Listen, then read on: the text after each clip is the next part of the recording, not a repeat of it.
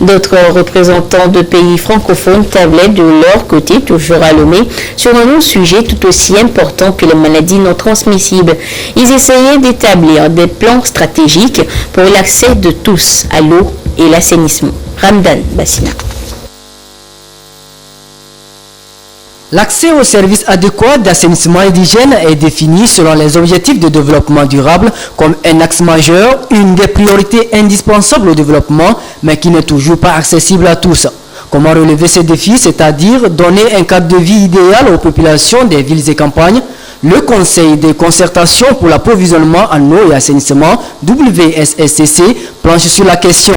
Cet organe des Nations Unies mise sur le plaidoyer et la communication.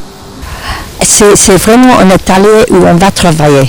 On va discuter comment faire le plaidoyer, quels sont les objectifs de plaidoyer, quels sont les messages, qui sont les cibles, pour qu'on peut vraiment transformer la situation de hygiène, assainissement pour les gens vulnérables dans le monde, qui normalement ils n'ont pas du tout accès. Au Togo, 47% de la population a accès à l'eau potable et un Togolais sur 4 aux latrines. La lutte contre la défécation à l'air libre constitue alors le deuxième axe sur lequel interviennent le WSSCC et ses 40 000 membres de par le monde. La situation en termes de l'eau et assainissement au Togo est variable et s'améliore.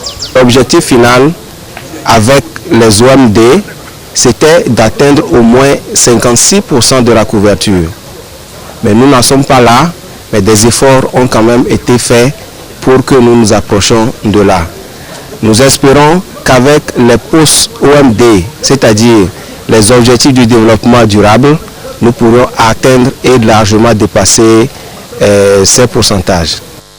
Au titre des plaidoyers, ce réseau composé du Bénin, du Madagascar, du Niger, du Sénégal et du Togo entend obtenir l'appui des gouvernants pour renforcer les activités des coordinations nationales et la Croix-Rouge togolaise en fait partie. L'alimentation à l'air libre, source de nombreuses pathologies et d'infections. Il faut donc agir pour mettre fin à cette pratique. Et pour gagner le pari, les médias doivent être mis à contribution. Un partenariat vient d'être signé entre eux et les coordonnateurs nationaux de la Croix-Rouge en Afrique. Ceci pour une communication et une sensibilisation plus accrue en vue d'éradiquer le phénomène. Kwasiglé Clarisse Aticlé. En quoi les actions de la communication peuvent-elles favoriser l'atteinte des objectifs du plaidoyer sur l'assainissement et l'eau? La question était au cœur des échanges entre les hommes de médias, les partenaires et les coordonnateurs nationaux de la Croix-Rouge en Afrique. Il était question pour eux de discuter et de trouver les moyens pour faire des journalistes un meilleur relais des informations concernant les plans stratégiques et les projets d'assainissement à l'endroit des populations.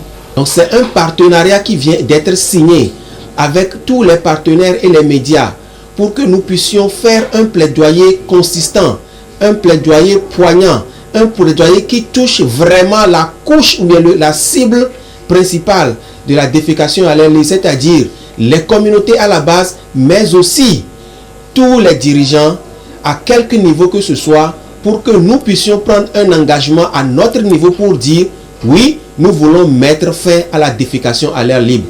Cette rencontre d'échange fait suite à la session de rédaction d'un plaidoyer sur l'hygiène et l'assainissement des coordonnateurs nationaux de la Croix-Rouge du continent. Elle a permis aux journalistes de prendre l'engagement de sensibiliser davantage les populations pour un changement de comportement vis-à-vis de la gestion des déchets et la défécation à l'air libre. Le chef du village et le CDQ doivent davantage sensibiliser les écoles, les centres de santé et les ateliers de formation sur de bonnes pratiques d'hygiène et d'assainissement. D'ailleurs,